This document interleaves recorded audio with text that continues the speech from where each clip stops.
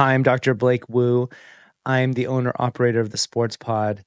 I am a sports medicine chiropractor that has been practicing for over 15 years, and I specialize in athlete injuries. Hi, my name is Coach Eric Rosenstock, and I have been a strength conditioning coach for over 15 years. My focus has been in CrossFit and Olympic weightlifting and getting people moving better. And this is SPCAST with Dr. Blake Wu and Eric Rosenstock, humans fixing humans. First things first, L'chaim and Mazel. Mazel. Is it Mazel or is it Mazel Mazel Tov? Mazel tov. Yeah, but when is it appropriate to say Mazel? It's just a shorthand. Oh, You can say Mazel. okay. Maybe this is what Dale was talking about. I shorten everything. When you said you were like shortening things with a Y at the end. Oh, that's a very Canadian hockey thing. Yeah. Yeah. I honestly don't notice you do that, though. I don't do it though. I really don't. But when I go back and edit, maybe it'll stand out now. Mazel Tov, you've had the birth of your second child. Yeah, my second son. Miller Goose. time. It's Miller time. Yeah, it was quite an interesting week last week. Yeah. Because it was a scheduled C-section. It had to happen early because of a medical thing. And so we had to do a little stint in the NICU, which was a wild experience. It's really incredible what our medical community can do now with premature babies. Yeah. The one thing that I've learned about you in this process is you totally underestimate. You so underestimate things. It's fucking crazy because you were like, okay, we'll have the baby and then I'll be back at work on Wednesday. I was like, just fucking take the week off. Like, I don't really, why? Remember when I said, why even risk it? Like, that doesn't make any sense. Just take the week off. I know. And you know what's crazy is I'm 41 years old and I do this every time and I never learn. Yeah, I'm just so don't optimistic. I to a fault. I'm very optimistic. I'm like, this is gonna go perfectly. Yeah, this is gonna go. He was like, everything will be fine. I'll probably take Miller home on Wednesday, and it'll be just fine. Take him home on Wednesday, but just the next the week later. I was like, I'm pretty sure Miller's coming like a couple of weeks beforehand. They're gonna need to do some tests 5 weeks early. Yeah, so I don't know. I mean, I just think it's hilarious that. And even in the meeting last week or 2 weeks ago, it was like, take the week off. Yeah, you told me. Yeah, I was like, this is stupid. Don't create the expectation that you're going to be there and then fall short of that expectation. Yeah. I don't know why I did that. It's just something in your brain. And then I create it is. I create stress for myself because I'm like, the whole time I'm up there, I'm thinking, okay, so like I have until 1:00 because that gives that person enough time. And so then I'm creating all these other. I know it's almost like Brooke's inability to work backwards on how much time she needs to get to the airport. You're the same thing. You are underestimating all of the crazy shit that's going to happen to you, and you're not even buffering the time for like, if this should happen, this will fuck up the entire schedule. And then you look back and you're like, there was no fucking way. I knew there was no way. I'm like, what was I thinking? Exactly. I knew there wasn't a way. And even when I was like, hey, let's calm our fucking timeline down, you're like, no, it's gonna be fine. We're good. We're good. I'm like, good. We're not good. We're not good. No longer good. We're not good. We're no longer good. Shit has hit the fan. Yeah. So NICU was cool. The doctors and nurses are incredible at Medical City. Shout out. Thank you for taking such great care of Miller. And Brooke is a fucking rock star trooper. Got a C-section, was up walking that night. And they were able to discharge her 2 days after, and she's doing everything. I mean, this morning she had to, take Henry to school with Miller in the car too. Yeah. And then we're meeting our pediatrician today. So she is doing a lot. Yeah. I mean, moms generally have to overcome, especially at this beginning part. Mhm. It's like really the dad can't And what do perfect nothing. timing to just celebrate mothers with Mother's Day. Yeah. Don't forget to do something Well, nice for this your is not moms. coming out on Mother's Day, so this is Yeah, going to come out way after Mother's Day. that's true. Well, Thanks for dating this fucking episode, yeah, whoops. Eric. I'll edit it out. You'll never know. So yeah, no, things are great. He slept really well last night. It's gonna be good. Well, congratulations, Yeah. second addition to the family, and I mean, I can imagine how crazy your household's going to get. It's like this is actually quite the least chaotic it's going to be. Right. Because Yeah, I think the most chaotic will be when I bet you like when Henry's 14, Miller's 12. I think you it's think gonna so? be a No, I fucking think the madhouse. most chaotic is going to be when Like 4 and 6. no, yeah, like when Henry is 6 and Miller is like 4 or 5, he's more mobile. Like that meet, it's like at 12 and 14, they're quite self-sufficient. Yeah. They're not self-sufficient. I'm just thinking like that's when, you know, they're each gonna have different sports and things that they have to get to. And man, Which is a perfect segue. I didn't mean to do that, but it is perfect segue into our topic of the day. Yeah, so it's gonna be. I mean, there's gonna be multiple points where I think it'll be crazy, but crazy in different ways. It is a perfect segue. The segue today, we're gonna talk a little bit about youth sports and specifically some of I of course I don't have kids, but I have been working with student athletes for over 15 years now. I've had experience at SMU. I've seen it everything from freaking like 5 years old all the way up to D1 D1 athletes. Professional. Yeah, and well, I guess if we're talking just professional. youth, Yeah, but we're youth, talking yeah. about like just like kid Yeah. sports. So I'm the unique position to be in this place where I can be an observer. Like I'm not in it. Yeah.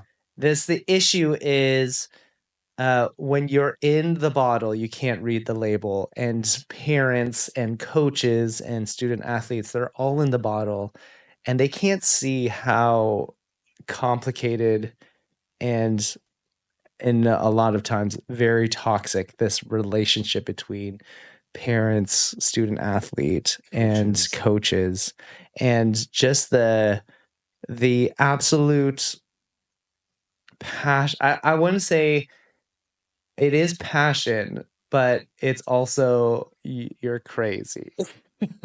Yeah.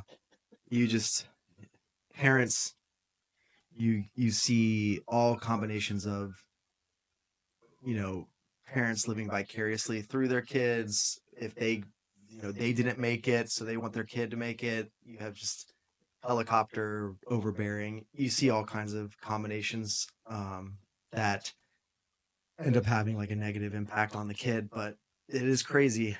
And sometimes you don't, it's the slow incremental increase when you have a kid in a sport. And so those small increments over 5, 6, 7 years, you don't notice how crazy you look after you're kind of like in it.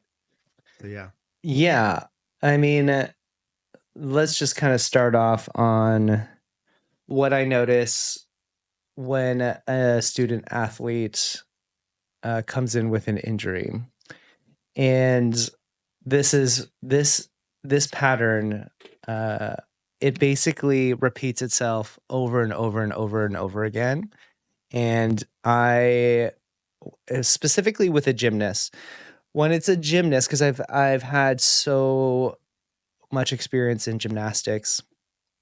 When a parent comes in and I'm doing an intake of a gymnast, of it could be knee, ankle, foot, whatever it may be, if the parent is like 100% helicoptering, like this parent the pattern of this parent is the parent brings the kid in. The athlete is sitting on my table, and I'm asking questions directly to the athlete, and the parent, usually mom, is answering the questions. And I'm thinking to myself, okay, here we go. I'm going to have to manage the parent first, and then I'm going to have to manage the student athlete. I mean, I'm speaking directly to the athlete because the athlete is the only person that can tell me what is actually going on. It's not, and I have so many questions for that parent, which we'll never be able to actually like have a real conversation with a parent like this because they just become defensive. But one, what are you teaching your kid if you are the one that's like that parent is the same parent that gets frustrated when they're like, well, that kid's not communicating really well, or that kid's too shy. And it's because you're doing it for them. Right. And I immediately know that this is going to be like kind of an uphill battle. And usually this pattern presents itself as one, the kid doesn't want to even be in that fucking sport. Like I can tell within the first 5 minutes of a intake whether or not, because usually I will get these gymnasts at level 7. I can tell within 5 minutes if that athlete is going to even make it to a level 9, level 10 gymnast, and then eventually go on to college. And I'm pretty good at it. Yeah. And it's just like a motivation thing. Like, is it an external motivation, internal motivation thing?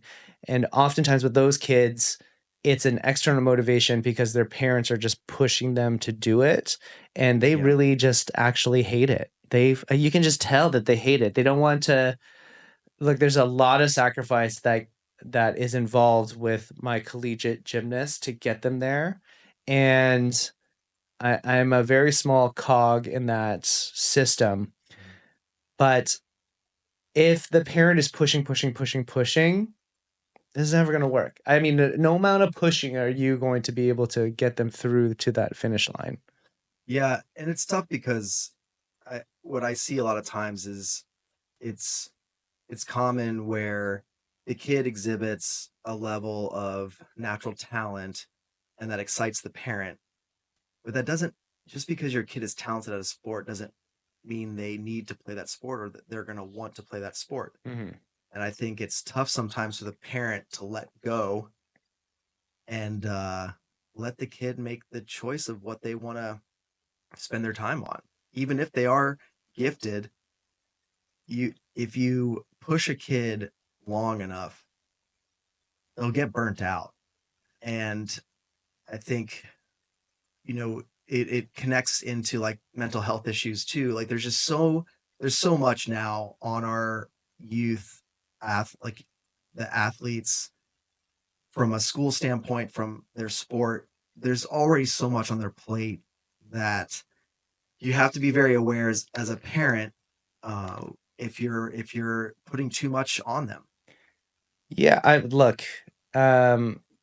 one, if your kid is constantly injured, and again, I'm just going to use gymnastics because gymnastics is forefront in my mind, and also, this is the pattern that happens the most. If your kid is getting injured over and over and over again, think about if you were getting injured over and over again, if you ran, like if you're a runner, at some point you're going to be like, is this even worth it? Like every time your kid gets injured, and especially a major injury, it's a detractor of how much, you know what I mean? It's a withdrawal of how much they actually love the sport. Yeah. And a lot of that, again, you have to have real conversations with your children. And like I said, I don't have kids, so I, again, am in a unique position is when maybe a parent isn't like hovering 100% of the time, I can have real conversations with the athletes, and I can ask them like, do you really actually want to do this? Like, blink once if yes, blink twice if no. Yeah. There's like a little thing on their intake form. It's like, use the red pen. Yeah, and again, I'm lucky to be in a position where athletes feel safe and they feel that they can be open with me, because ultimately, like, I want the best for them. I want them to be healthy, and I want them to not be hurt all of the time. And there are often times where an athlete might have an ACL tear or something very catastrophic, like a not calcaneal, Achilles tear. Mm-hmm. Those are like really hard rehabs to come back from. Really, really hard. And you have to be, there's a certain type of human that can get through that and then still want to be in the same sport at such a young age. A lot of the times they kind of quit after that because they don't want to. And I know this because, like, if I am working on you, what I do is it's not comfortable. No. There's a trade-off. I will get you better in a very short period of time, but the trade-off is that it's immensely uncomfortable. And if that kid won't even do the needling, which is like the easiest part, I already know they mentally can't fucking do this. Right. And we see how that runs the gamut at the clinic, because there's like one girl that pops in my mind, a volleyball player with that rolled ankle. Yeah. She just was like, anything that you told her to do, any amount of pain, she was just like, yeah, do it. Can I do ice bath now? Can I do and she recovered so fast. Yeah. But that's the girl that I know, that's the athlete that I know that is going to make it to a D1 school. Right. And it's Tough this as nails. Right. It's this idea of A, B, and C players, right?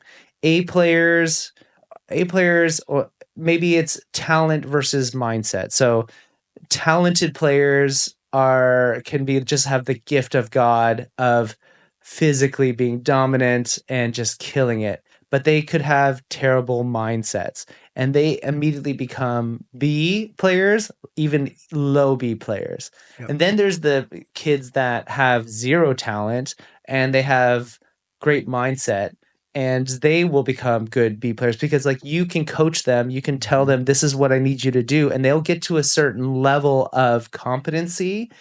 Then there are the, like, just bad mindset, bad talent level. But I would take and any coach out there will tell you, I will take the mindset player over the talent player, because the mindset player is going to, one, be grateful. Two, they're going to work fucking hard. Yeah. They're going to work hard every single day to get to that next level. And what I've noticed is there are very few mindset players with okay talent versus, like, talented players. Mm-hmm.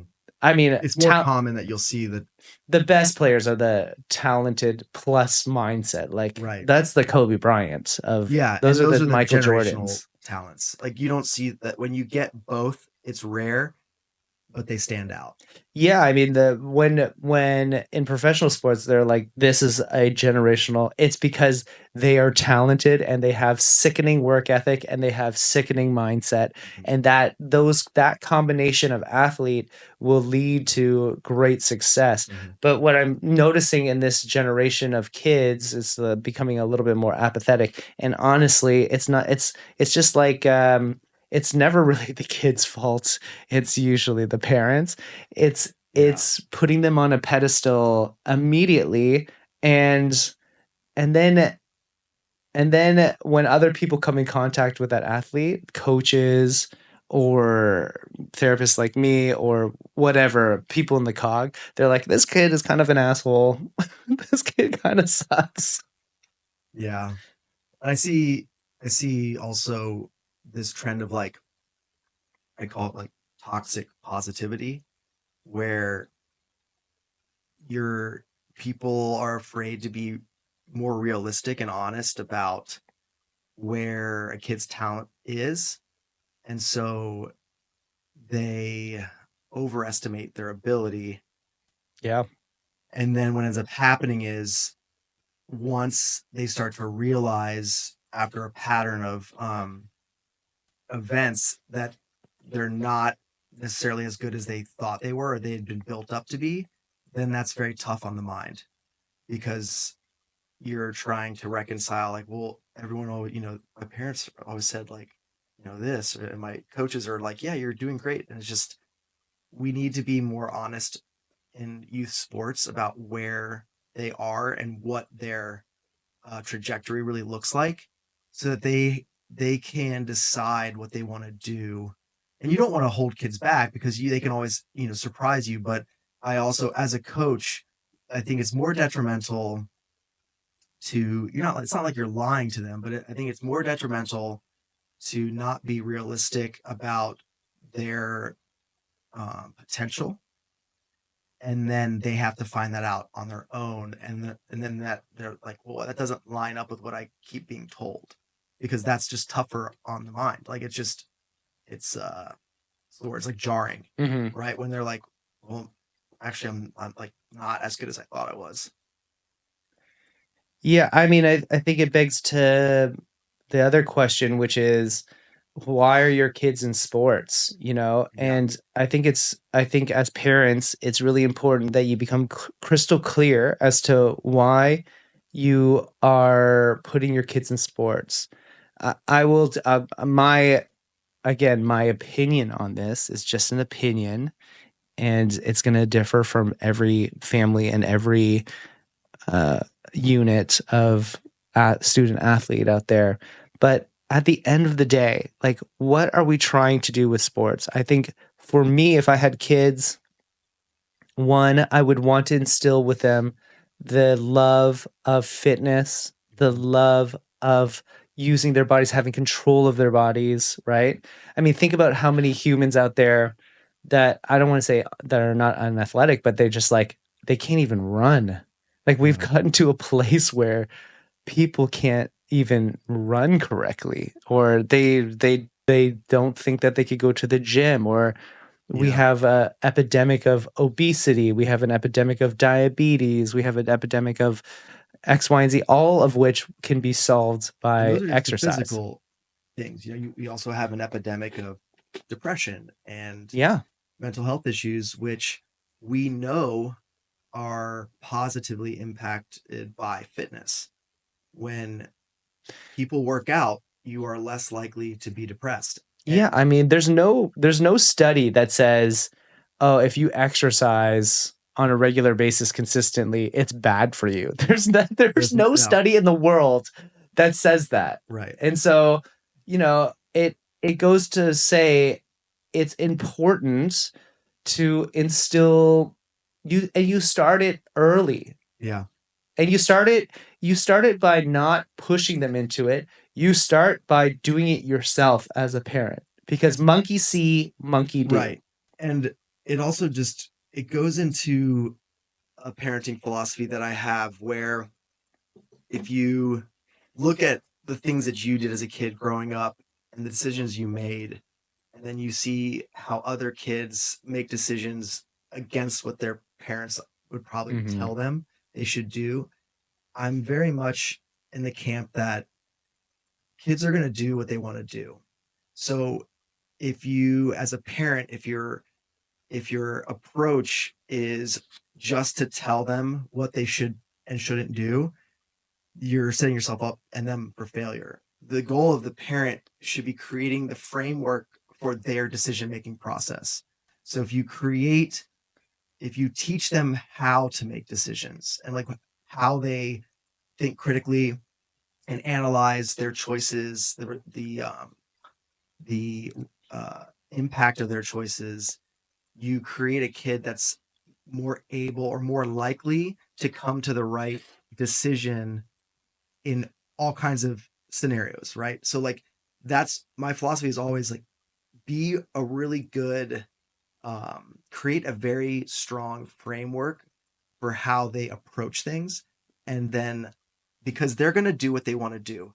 So if you help them there, they are more likely to make smart choices. I mean, again, don't really have a lot of skin in this game because I don't have kids, but grew up in a time frame or a time generation where, when I look back in life and I look at the kids that had parents that were like, you absolutely can't have sugar. You absolutely need to be studying. You absolutely can't drink. It's the second that they had any type of freedom, they'd fucking go the complete opposite ways. Rebellion. Yeah, it's a complete rebellion. And then when they go to college, they're like flunking out of school and they're getting kicked out because they're drinking, and they fucking gain like 20 pounds because all they're doing is eating sugar. It's like, we always joke about like, oh yeah, I'm just going to use reverse psychology, but like, that's why reverse psychology works. Yeah. But yeah, going back to the main point, which is the first thing is just, instilling a lifelong love for fitness, for health, for being able to use their bodies. This is the gift that keeps on giving. And that's the gift that will keep them mentally healthy and physically healthy over a very long lifespan. Yeah. You're building confidence, resiliency. Yeah. All of those aspects through sport. And then the second thing is mindset. Okay. I'm going to go a little bit off on a tangent here, but oftentimes I will be in an appointment with an athlete, and the parent is throwing the coach under the bus. I'm thinking to myself, well, okay, one, if the parent is throwing that coach under the bus, it's only a matter of time until they throw me under the bus, because that's just like anybody that is in contact with your kid is going to have the parent is viewing it as like, if you don't do it exactly the way that I want you to do it, then you're an enemy, and then you become a target. And the issue with that is like, what the fuck are you teaching your kids? You're undermining. Right, you're undermining authority. It's the same, like, you're like, that same child is going to be like, well, I don't need to listen to this teacher. I'm not going to need to listen to a police officer. I'm not going to.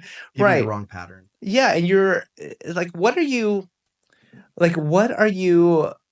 accomplishing by like airing out your grievances about the coach? First of all, let's give it a second here, and like, let's reset the context here. Oftentimes, let's just say it's like a rec, or not even like it's in between competitive soccer coach.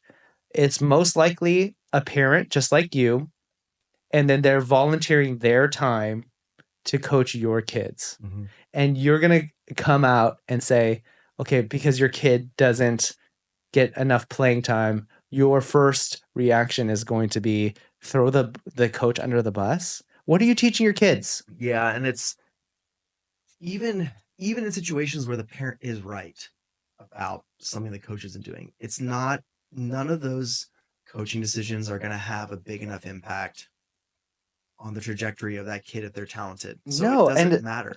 Okay, so the way that I look at this is like, what a perfect opportunity to reframe it for your kids, so that when they do come to a situation in real life in their 20s where they might have a boss that isn't not necessarily treating them, or they might feel like they're doing X amount of work but they're not being recognized for that work, to reframe it and be like, I can work harder, I can work on, these are the things that I can control, and if I X, Y, and Z, then I'll eventually get to this place.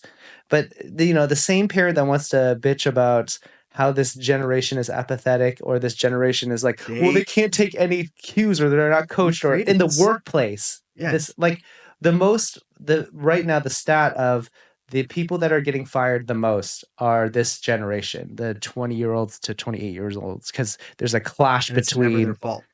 They never view anything that they do as their fault. Yeah, because they're just victims. They're just victims. It's victim mentality. But that doesn't get, that's not innate. That gets learned. Absolutely. And it's, again, it comes from how are you talking about this coach in front of your kid? Right. How are you talking about this teacher in front of your kid? Yeah, you see it a lot with teachers too. Yeah, like, again, these teachers are doing the best that they can. Yeah. And I mean, I think that we are all have a self-selection bias, but Yeah. my parents were never parents that threw the teacher under the bus. It was always, you did something. Make the most out of what you have available to you and figure it out. Yeah. And so I just think, one, you have an opportunity to reframe the narrative. And reframing that narrative doesn't mean, I would say, stay away from victimhood. That's part of, I'm a victim of this coach's maniacal, he or she has something against me. Right. Which in 99% of the case is not the case. Yeah. And then two, it's like, be a better team sports specifically. It's a great opportunity for your kids to learn how to be coachable, to learn how to be in a team, to learn how to cooperate and collaborate with other, within a system with other people. And it teaches them to be a good leader, you have to be a good follower. And you don't just immediately you don't put your kid into a situation where they're just leading immediately. Right. You let them learn. You let them go through the paces, years and years and years of being on a team and listening to coaches and being coachable, which goes back to what we were saying at the beginning of the podcast, which is a good mindset with medium talent is going to be an A player every single time. Every single time. That mindset, every coach at a Div 1 program is looking for they're looking for mindset. They're looking for, are they going to fit the culture? Yeah, they're looking for, when you hear it in like professional sports, like a coach or a reporter will refer to him as like, he's a really good locker room guy. Yeah. You know, like you want those people because they're the glue that holds everything else together, and you elevate everyone else around you. Yeah. And look, this is an unpopular opinion, and this is more regional, but in Dallas, the Mavericks traded away Luka. And Nico got a lot of flack for it. He's still getting a lot of flack for it. I don't think as much now because the Lakers got bounced out of the playoffs. But we don't know what was going on behind closed doors. Right. And if Luka is a generational talent, but if his mindset, if the team was like, look, we need you to be a better leader, we need you to exercise more, we need you to lose the 50 pounds, blah, blah, blah. And he wasn't doing it. And it's been what? How long was he on the Mavs? 5 years? Yeah, he'd been there for about 7 or 8 years. Really? Yeah. He was drafted really young. And if he just didn't get it, I get why Nico did what he did. Yeah, they might have felt like they had a large enough sample size of the same pattern through him that they felt like it wasn't something that he was going to change. And if he does change it, it'll be short term. And I think when people get like that slap in the face, like when he got traded, I'm sure he went to the Lakers and worked his fucking ass off because he was like, I'm going to show you. But that for a short period of time, it fades. Like that, the anger and the things that will drive you to like, will dissipate. It'll start to, and you'll just fall back on what you and again, do. And I wonder if that will happen there. I challenge anybody out there outside of the Mannings, like what parent, like heavily involved parent into a sport has made their kids or their athletes better. Like look what happened to Dion and Schroeder. Schroeder was supposed to be a top 5 pick. What's his name? Or Shador. I'm sorry. Not Schroeder. Schroeder? Where did I don't know, but I knew what you meant. I was like, Schroeder. That is a cool name, though. Schroeder. Schrodinger's cat? I don't know. Shador was meant to be a top 5. He meant to be a top 5 pick, and he went down to the 3rd round. I mean, the Pope got selected quicker than Shador did.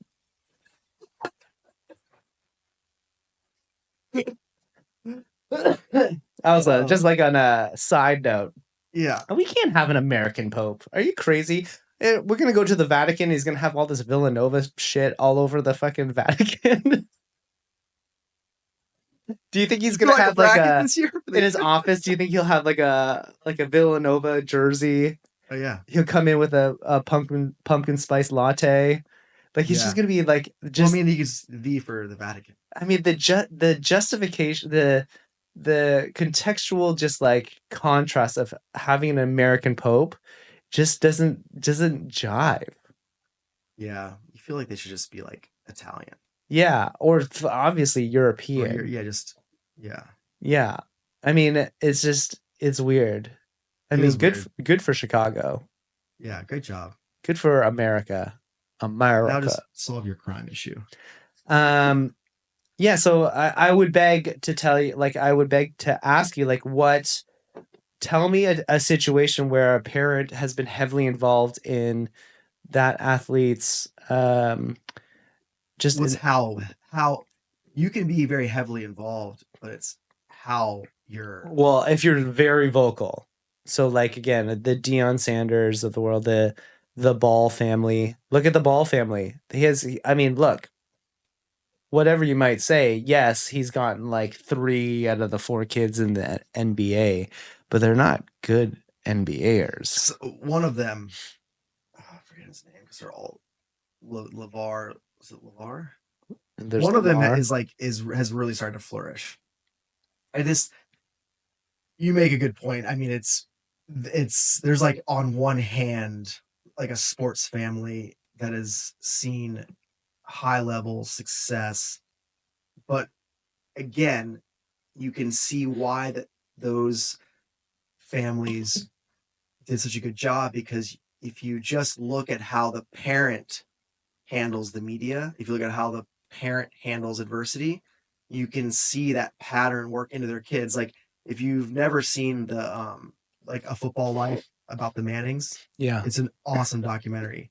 But like Archie, Manning, Archie, yeah, he just such a badass, like just got beat to shit in New Orleans and just kept going. And I mean, he was a role model for overcoming adversity and just figuring it out, even if the cards are stacked against you. And then their kids, you have Peyton and Eli. And now you have Arch Manning at UT. And look, I mean, we live in this NIL world, and Arch Manning could have taken the money and gone somewhere else and started somewhere. And a parent, if he had different parents, they'd be like, fuck this, he needs to be starting, he needs to be blah blah blah. Like they'd be throwing the school under the bus, they'd be throwing the other kid under the bus.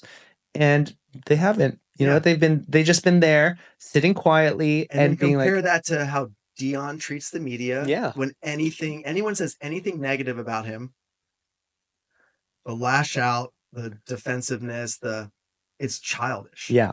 And so, shocker, you see the same pattern of behavior in the kid, because he watched how his dad. Yeah. And so it's a good, we should be trying to put kids in sports because we want to teach them good core values of teamwork, leadership, being able to work on a team, being collaborative, and then being like resilient, right? Mm-hmm. There's lots of this, sports is a breeding ground for resiliency because you're not going to win every single game. Correct. And it's not how you win games, it is how you respond, how you lose to games. And I think we lose sight of that. We lose sight of those very important lessons in sport. And it's, that I would argue that individual sports for learning resiliency is even a greater lesson. Right. A greater teacher. I think what you said could be summed up in another, philosophical framework it's the focus should be on the journey, not the destination. And so if you teach your kid how to use the journey through their time through sports in their middle school, high school, college, if you make that their focus instead of some end point that you've decided like that you want them to get to, if it's all about the destination and not about the journey through, then I think you set a kid up for failure, because then every point along the way is no longer something that you're trying to learn from. This is a setback from my destination. This is a setback. This is a detour from my destination. So everything is a detraction, versus if you teach them from the very beginning, you're gonna run into this, and that's what we like. That's the purpose of this, is so that you can learn from these experiences to make you a better person in life. If that's the focus, the kid is able to enjoy and be more mindful of what this journey looks like for them and how they're using this to learn, versus constantly just feeling what's the word, not feeling like failure each time. Yeah. And so the next thing about kind of this realm of like why we're doing it, or why you're putting your kids into sports, is this kind of overarching idea that your kids are going to get scholarships at D1, D1 Division 1 schools. And I have some really interesting stats. You're going to have to edit my you bringing out your phone. Edit bringing out my phone. Okay. I think that it's really important. One, there hasn't been, when we're talking about the helicoptery parent, there hasn't been a helicoptery parent that I haven't met that didn't think that their kid wasn't the next Wayne Gretzky or Canadian.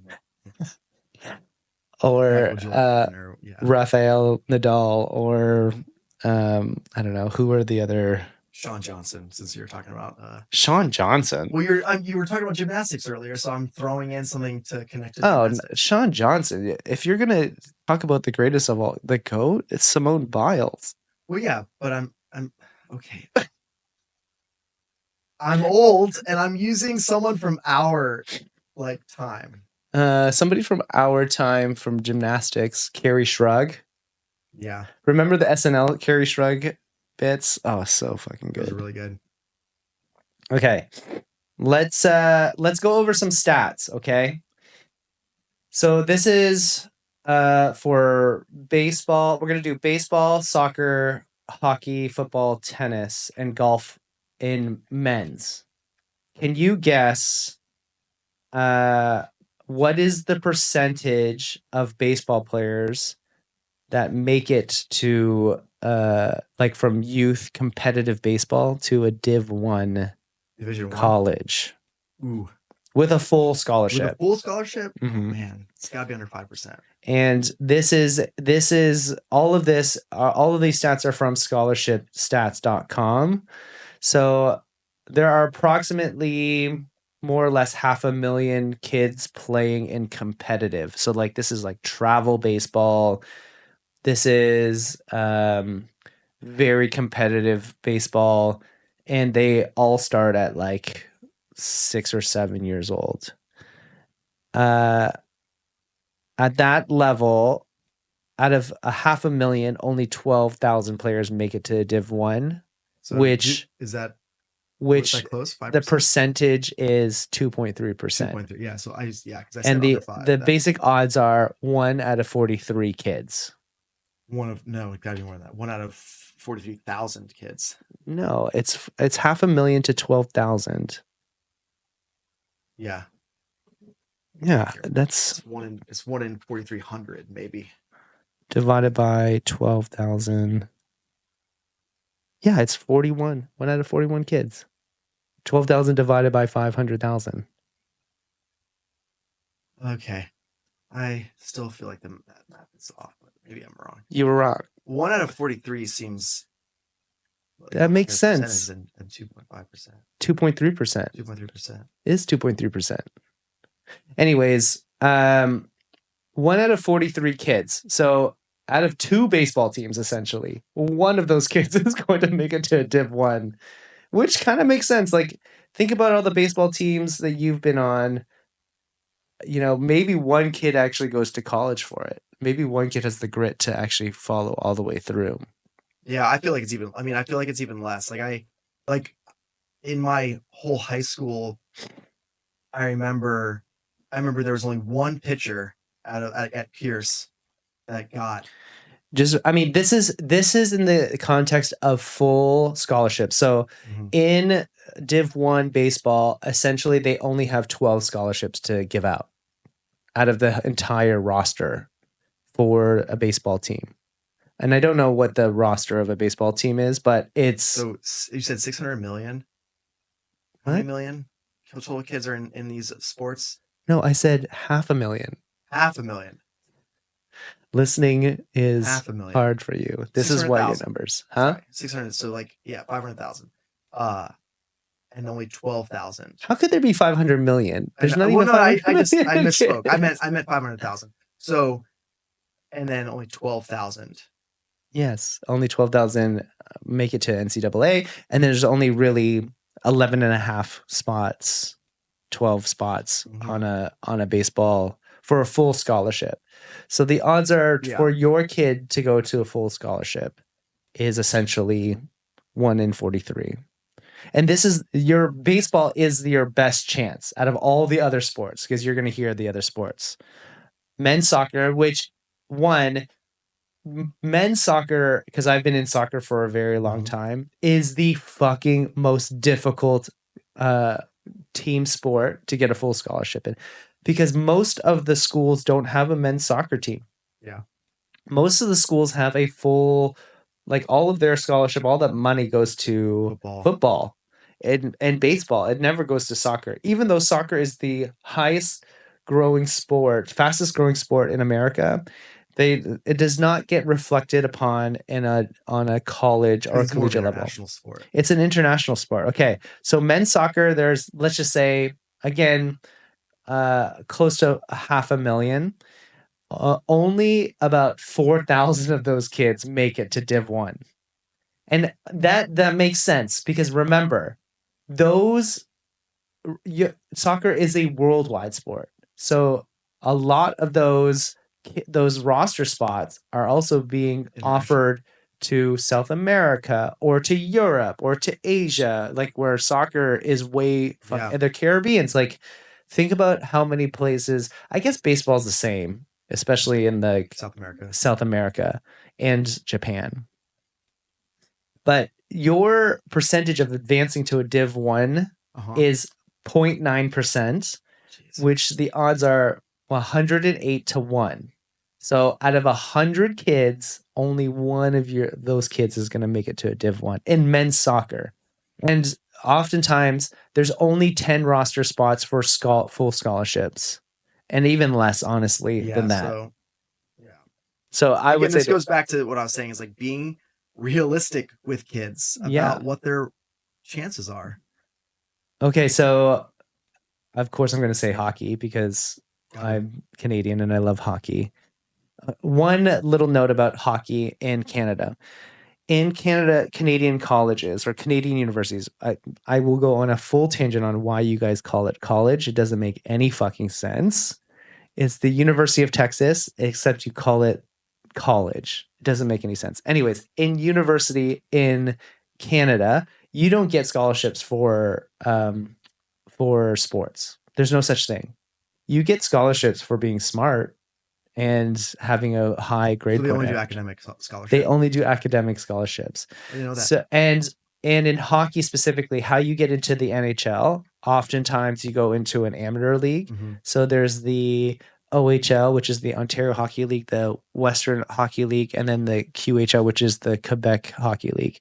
So it's really divided from West, Central, and East. Like notable players that have gone to the QHL, Sidney Crosby. Do some of them go to other leagues outside of Canada? Yeah, so there's the AHL. AHL, yeah, I was wondering. So the American Hockey League is also very popular, except it's now seen. You're starting to see a little bit more players coming from the AHL, but not often. Okay. And then they also very few come from a collegiate level, right? So like one of the Washington Capitals just as of recently, they called up one of the BU players. He went to Boston University, collegiate player, and they drafted him and they pulled him into the bigger club. So it does, but it's very rare. It's very rare that happens. Most of the kids get drafted out of the Canadian Hockey League, or they're just phenoms coming out of their teenage years, and they just get drafted. They don't even have to go through the AHL, QHL. Yeah. So in men's hockey, there are approximately, which is crazy, 35,000 players. Out of those 35,000 players, probably 90% of them are Canadian. That's not true. America has really upped their hockey. 4,000 players essentially participate in NCAA. You got to think a lot of that gets leaked out to the AHL, QHL, all the other leagues. 12.3% actually get full scholarships. So the odds are actually 8-1 for hockey. Yeah. Which is pretty good. Because it's just so many fewer people doing it. And also only such few, I would be Northeast. Anywhere in the North is basically where you're going to get a hockey team that has a hockey team at their university. But they also do have 18 spots for full scholarships. That's pretty good. Okay, football, which is like the largest American sport for men, there are about 1 million people that play football. That's crazy. It's crazy that it's twice as many as baseball. It's about 30,000 players make it to a Div 1. And also remember, it's a 53-man roster. Yeah. So you're just going to have a better chance outside of like the quarterback position. You have just a better chance of getting on a football team. The odds are 1 in 33. And a football team can offer 85 full scholarship. That's where all the money is. It's where all the money is for NCAA for playing college football. But it's crazy to me that so many parents push their kids into football when, from a money standpoint, baseball. Yeah, baseball makes way more money. Way more. The contracts are fully guaranteed. It's just less dangerous. Less injuries. Yeah. It's like, why would you ever choose football over baseball? I don't know. For your kid, but you're not getting a traumatic brain injury from outside of having a baseball thrown at your head at 100 miles an hour. Yeah, or like collisions at home plate, which they've, a lot of the rules in baseball have changed to help protect from that. The risk is much lower. We're going to go through just these two really quickly, tennis and golf. Tennis only has 150,000 players, 972 players participated at an NCAA level. You have a 0.6% chance of being a tennis player. The odds are 155 to 1. They only have 4 spots on a tennis team, if that, for a full scholarship. Golf is a little bit better. There's about 220,000 players in the world or in America. About 3,000 make it to the NCAA. You have a 1.3% chance or a 1 in 77 chance to get in. You only really have 4 scholarships to get onto a golf. Now, with golf, it's different because I just feel like usually there's like 6 to 8 spots, and then you become an alternate. I feel like with golf, though, the really talented players go into Q School and then try to get their Corn Ferry and then try to be PGA. Yeah. Yes, if you're that good, yes, generally. But most of even at the sports pod, like we have a couple of pro golfers, they went to college. All of them went to college for at least a year or 2, and then they went into Corn Ferry, and then if you're that good, then you're going to eventually make it, right? Yeah. Now I don't want to, we should let off with girl sports. And honestly, most of the patients at the sports spot, I would say like 90% are girls. Like the student athletes that we have very few boys that actually come. And that's such an interesting observation, that the girls are much better at handling injuries and managing them than the boys are. And I don't know if that's like I think it's just gender. I think it's a gender thing. You think it's a gender thing? Your boys are more, I think you're going to see more boys just work through shit. Yeah. And just not. Yeah. And then have catastrophic injuries. I mean, I'm not saying it's the right. I think it's just the mentality of a I can also tell you this, like boys are babies. Yeah. When I have to treat them, I'm like mentally having to prepare myself to fucking have to negotiate with that athlete. Because I already know it's going to be an uphill battle. Come up with excuses to not be there. Yeah. They're more likely to late reschedule. Yeah. Girls are like, on it. Okay, so girls, what sports do you think are the most popular for girl sports in Div 1? Volleyball. No. Basketball. Yes. Track and field. Ooh, I didn't even put track and field in here. I bet you that's pretty high. It's gymnastics, soccer, basketball. Was what I was going to say next. I did not even think about soccer. Yeah. I mean, think about the roster spots. There's a ton of roster spots. And oftentimes because of, I forget the fucking college rule, but Article 9, I think, because the Title 9, I'm sorry. Because of football, generally most schools will double back for the girls sport as soccer, because that's like how the division of money goes. Okay. So we'll start with girls soccer. There's approximately 400,000 in girls soccer. I think that is low. No, I think that's low. I'm shocked. I thought the number would be lower. No, but that's cool. I think there's way more girls than 400,000. I think there's probably upwards of 600,000. There are about 10,000 that make it into a Div 1 position. The percentage is 2.4%. You're 1 out of 40 to get a full scholarship.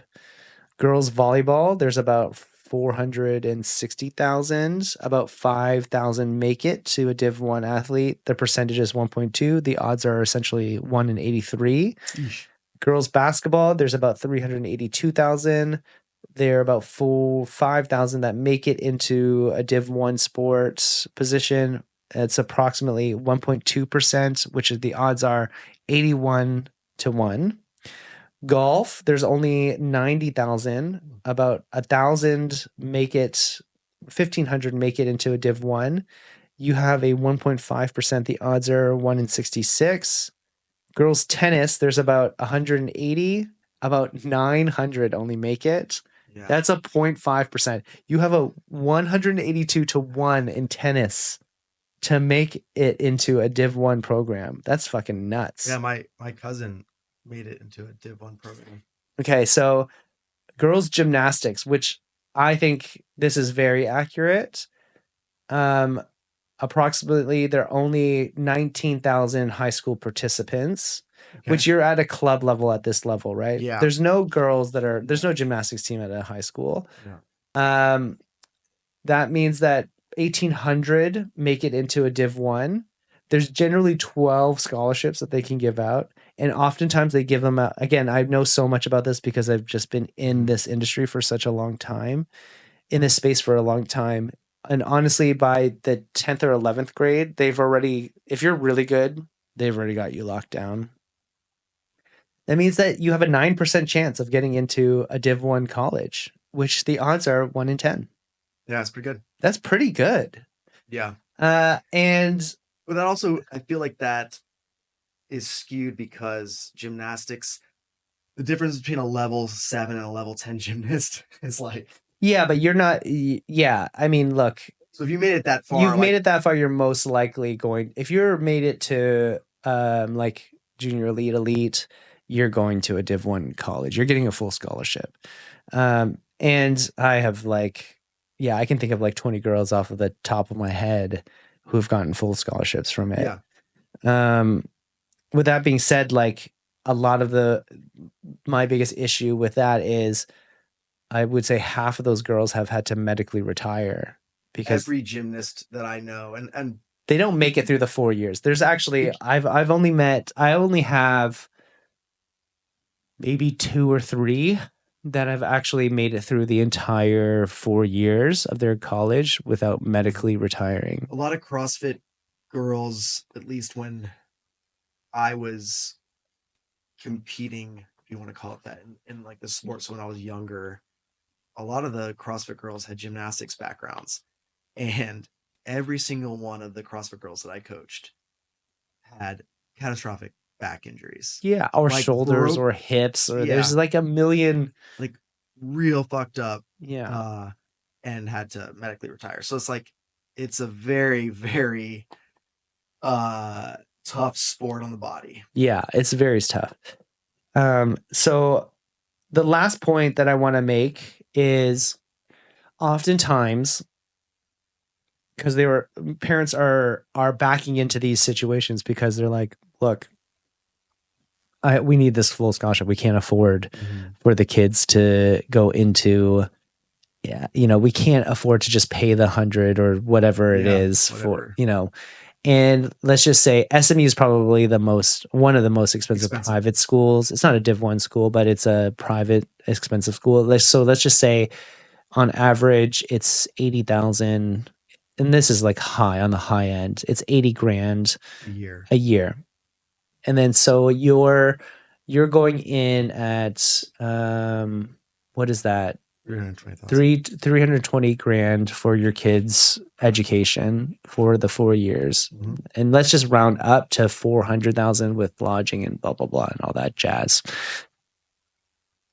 I did like quick numbers of, okay, if you started saving, let's just say 5 or 10 grand and put it in the NASDAQ since they were born, and you allow that to compound over 18 years, you essentially will, if you did that method, which is like a 10% return compound interest, you're looking at close to 700K if you did that.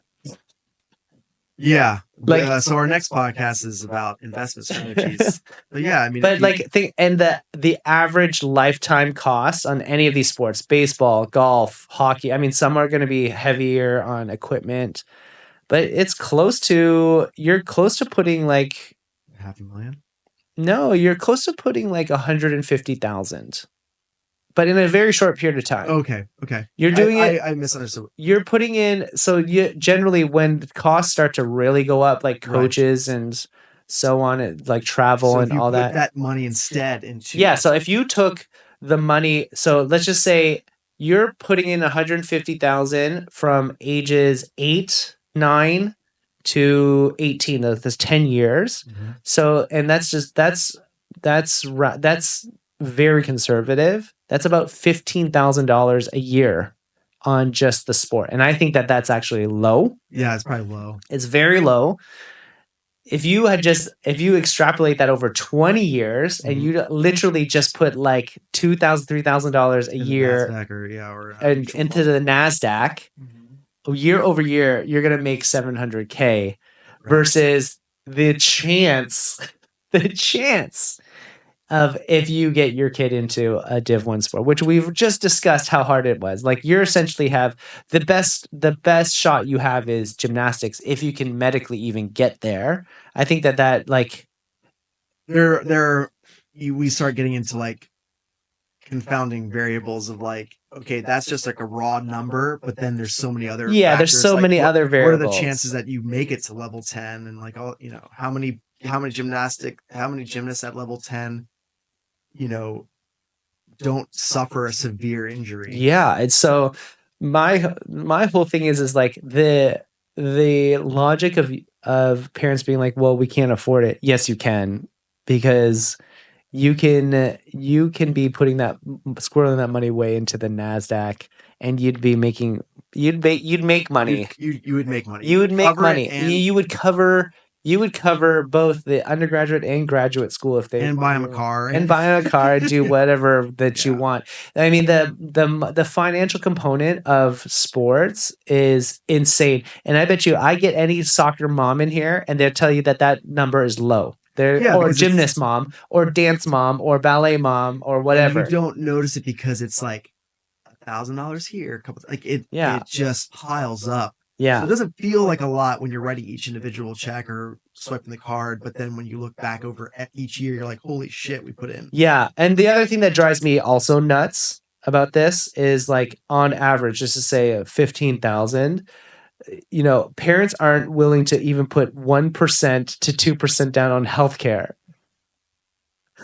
It just makes no sense. I like sometimes decide to cut. Yeah, that's the cost they decide to cut is me for some reason, and I'm like, I'm trying to save your kid. You're everybody else is just trying to. You're increasing their success rate by. Yeah, I'm increasing their success rate by 100-fold, but I'm the one that you want to cut. Like, that doesn't make zero sense to me. You want to insure your investment. I'm your insurance. We are your insurance. Like literally, we are your insurance. So there's a lot of parents that do get it, and then there's some parents that just don't get it. And not only are we, and what makes us unique is not only are we increasing, the resiliency of the athlete, so they're not getting hurt, like from the insurance side on that, but we're also like improving performance too. So like you're increasing their chances of like getting that spot. Yeah, it drives me completely nutsos. It doesn't make any sense to me. But yes, that does happen to us often. Mm-hmm. So hopefully this episode was enlightening. We could easily talk about this type of stuff for fucking 10 hours. Yeah, I think we covered certain aspects of like youth sport. I think it would be great to do like a part 2 and a part 3 where we go into, the training side and the over specialization side. Like there's so many. Yeah, we didn't even touch today the overuse stuff. We didn't touch the injury stuff. We didn't touch the training stuff. Like when you should be actually starting to train or cross train. Phases of training. We'll have a different part of this. Yeah. This was just a good start. Yeah. And then we'll get in more detail about the other stuff. If you have any more questions, find us on social media. If you haven't followed us yet, please follow us. And follow us on Spotify. Subscribe and follow. Yeah. Eric's life is on the line. We've put it on the line. Every time we don't get a follower, I have to bring it up in a meeting. I only have 7 toes left. Chop them off. And thank you for listening. And this has been SPCAST.